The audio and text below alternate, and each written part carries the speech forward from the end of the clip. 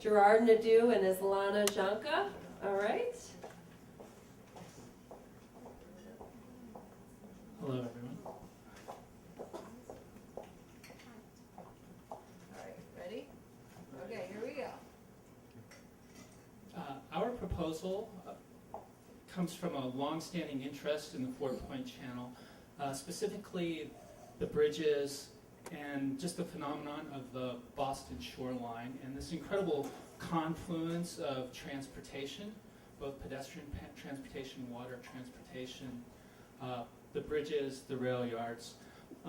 So a lot of our inspiration started with just the treasure of the various bridges that we've had in the channel. Not all of them are there now. You know, we recognize many of them, and we also see examples of bridges that aren't there. And they entail this really incredible negotiation of the tide and infrastructure. And many of them are quite exotic. You know, there are a lot of different mechanisms. There's a lot of inventiveness. And so part of what we're doing is we're proposing a different type of bridge.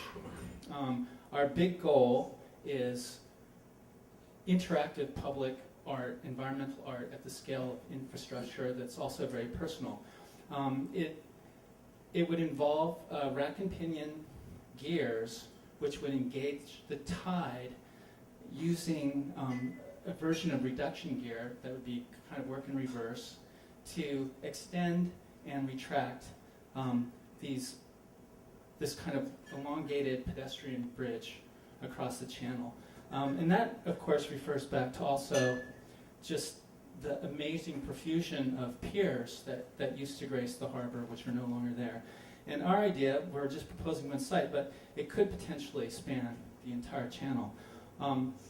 We're very involved with this idea of the environment and the tides, and using the tides, tidal energy, to actually make this thing work. So our proposal not only refers to some of these kind of sinusoidal forms, but also uses that as energy. So we were originally thinking about the area between Summer and Congress Street, but thinking more about what we're doing, we would like to propose two different platforms which start off as piers, and then using the tides, extend across the channel. This is the piers shown as in their retracted form, and in this instance they are taking the industrial scale, which is the scale of the existing roads and also the historical piers of the past. As the piers extend, they take the scale of the human body. The top portion of the pier, the top platform, creates a continuous path once it is fully extended, and then the bottom parts of it creates small pockets where people would be able to sit and have a closer interaction with the channel. Yeah. So this is just an illustration showing what one of these things might be retracted. We are thinking that this location on the channel could act to unite different urban spaces on either side. On this side, at the end of Necco Street, there's a small area there. And then on the other side that we just saw, there's that public plaza and park at the corner of the Fidelity Building. And these things, they also negotiate that 10-foot change in grade, too, that happens from one side to the other.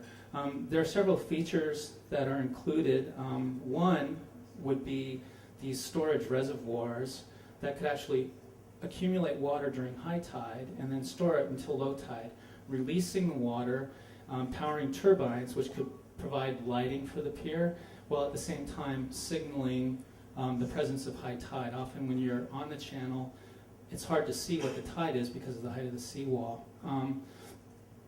References are sort of these existing piers, this one on Atlantic Ave.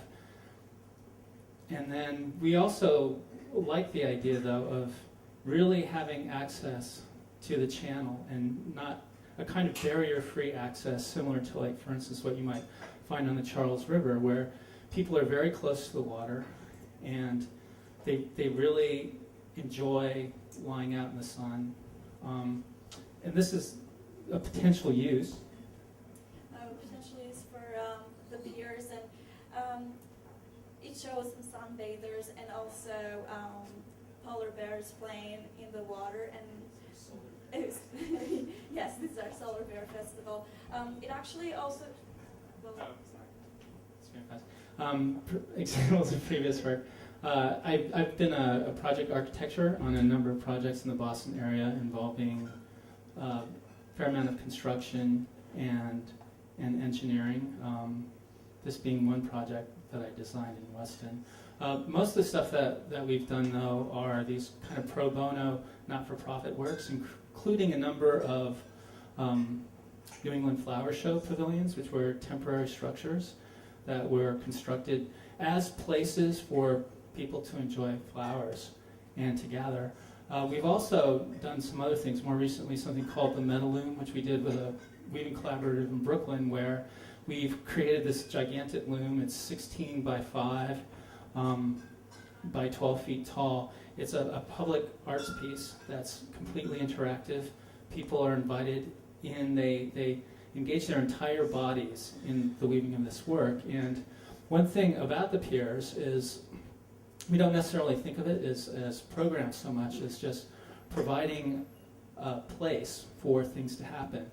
For instance, the metal loom, besides sometimes being a stage, is also going to be involved with performances by other artists. like here we're showing a dragon walk, Syzygy Fest, which actually occurs when the Earth, the Moon, and the Sun are all in one line. This is a very important day. Thank you. Thank you very much. We brought this little thing. We couldn't include a movie, and I know I'm going over my time, but basically this is how it works. So it's quite feasible. I don't know if anybody can see this, but you're welcome to play with this. Is it possible to show it, lift it up? Yeah. So here it is. This is a platform. All right, and through the tide,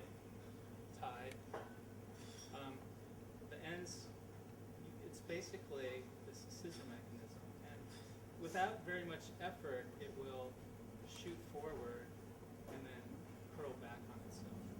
So you can make these things to do all sorts of patterns on the water, and also kind of create these types of spaces